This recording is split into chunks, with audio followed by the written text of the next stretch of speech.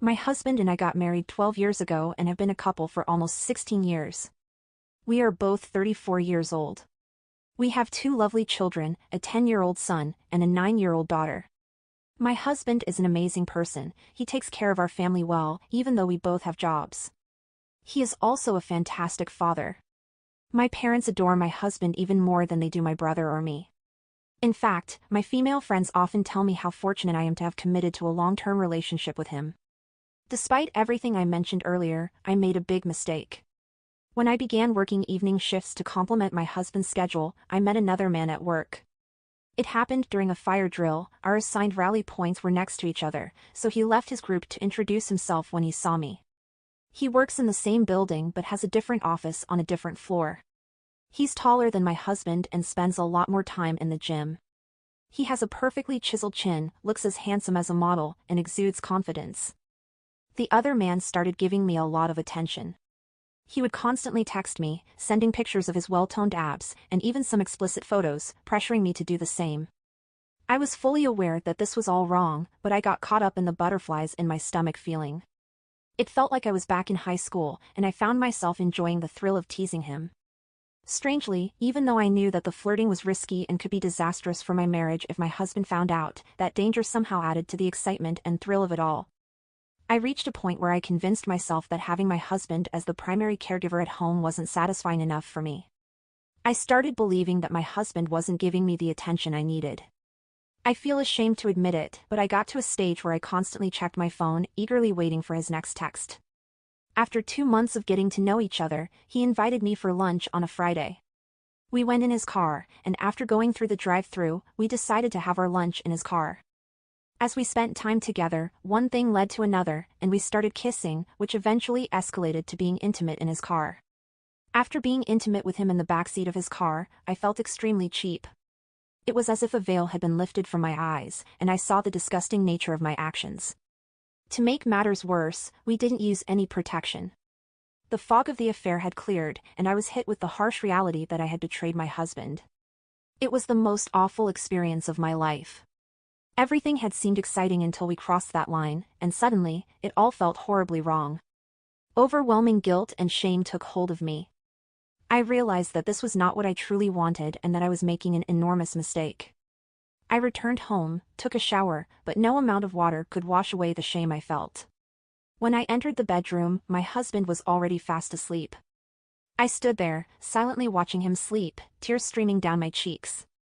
Regret consumed me for what I had done. The next morning, I woke up to the sound of my husband entertaining our children.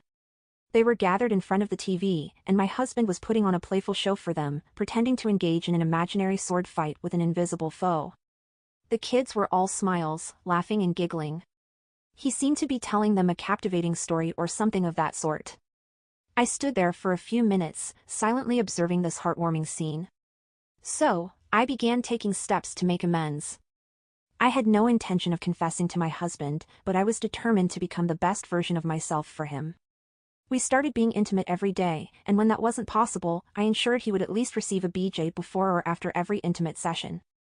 I began cooking more meals at home and rekindled our date nights because my parents were more than willing to babysit with a simple phone call. I can honestly say that our relationship was better than ever. A few days later, the other man invited me to lunch, but I turned him down. He continued to send me text messages, but I refused to respond. I deleted all the inappropriate pictures I had sent him, hoping he would understand my silence and stop reaching out to me. However, he didn't stop there. He decided to confront me in person at work, asking why I hadn't responded to his messages and expressing a desire to repeat our encounter. I firmly told him no, emphasizing that it was a mistake and that he should leave me alone. He persisted, and I finally told him that I love my husband and that he couldn't compare to my husband in any way. This offended him, and he walked away, leaving me hoping that this would be the end of it. Later that day, I returned home, greeted my husband with a kiss, engaged in some casual conversation, and then went to take a shower before our planned trip to the movies. When I emerged from the shower, I could immediately sense that something was terribly wrong. My husband was staring at his phone, tears streaming down his face. I asked him what was the matter, and he handed me his phone. To my horror, the other man had sent him our entire message conversation along with the explicit pictures I had sent, along with details about our physical affair in his car. I was left stunned, unsure of how to respond. My husband asked me if it was true, and I decided to come clean about everything. He inquired if I had ever intended to confess, and I admitted that I would have taken this secret to my grave if it weren't for the revelation. I tried to explain that it was all a terrible mistake and that I regretted it more than anything in the world. I pleaded with him not to leave, promising to do whatever it took to make amends. Well, he left for 2 days, during which he didn't answer my calls or texts. I even tried to reach him at his workplace, but I was informed that he had taken a few days off. When he finally returned home, he spent some time with the kids, and then he began packing a bag for himself. He told me that our relationship was over. He explained that if I believed I could do anything without facing consequences, he had the same right to do as he pleased, regardless of the consequences. Then, he poured out his feelings to me. He talked about all the sacrifices he had made for our relationship and our marriage. He revealed that he never finished school because our son arrived, and we needed money more than he needed to complete his education. He had distanced himself from friends because I wasn't comfortable with them. He consistently put my needs and desires above his own. He even spent more time with the kids than I did, and while he loved them dearly, he rarely had time for himself. In contrast, I often went out with friends after work. Despite all this, despite everything he did for me, I had the audacity to cheat on him. He had loved me unconditionally, even with all my flaws and issues, and I had entertained an affair. He couldn't see how he could spend his life with someone who had no respect for him. He believed that all the attention I had recently given him was driven by guilt and not genuine care. He felt it was time for him to focus on himself for once, and so he moved out. We handle our finances separately. My husband earns almost 3 times what I do. We maintain several accounts for different purposes. We have a joint account for shared expenses like bills and groceries. Another account is for our children's needs, and there's one more for emergencies and savings. Last week, he received his salary and promptly deposited the usual amounts into our joint accounts. This gave me a sense of relief, as it made me believe he's not completely disengaged from the situation I've created. We're supposed to meet tomorrow to discuss where we stand and what the future holds for us. I'm determined to convey to him that I've made a terrible mistake and that I'm willing to do whatever he asks of me to make amends. I'm prepared to take on more responsibilities at home, reduce the time I spend with friends, and focus more on our children. If he wants to go back and finish his education, I'll fully support that decision. I'm so desperate to make things right that I'm even willing to allow him to pursue other relationships with other women if that's what he desires. I'm really struggling with how to approach this conversation with my husband without coming across as manipulative. Throughout all of this, he hasn't mentioned divorce, and to the best of my knowledge, he hasn't confided in anyone about our situation. I did share my dilemma with my mother and asked for her advice, and she was very disappointed in me. However, I also requested that she keep it confidential, and as far as I know, she hasn't told anyone else. The fact that he hasn't brought up divorce does give me a glimmer of hope, but I can't help but feel anxious about what tomorrow's discussion might entail. Perhaps he'll ask me for a divorce. Update: these past few days have been a living nightmare. The distance between us has widened more than I ever imagined, and I can sense the weight of my husband's avoidance bearing down on our once loving marriage. Little did I know that this tumultuous roller coaster would take its most heart-wrenching turn tonight. As I mentioned earlier, my husband called me and requested that I leave our kids with my parents. Then he asked me to meet him a few hours later at a charming little restaurant we used to visit in our younger days, the same place where he took me on our first date. At first, I thought of it as a positive sign that he wanted to meet at a familiar place, somewhere with sentimental history for us. However, as the hours passed, I began to doubt this and saw it more as a kind of poetic justice. It seemed like the place where our relationship began would also be the place where he intended to end it.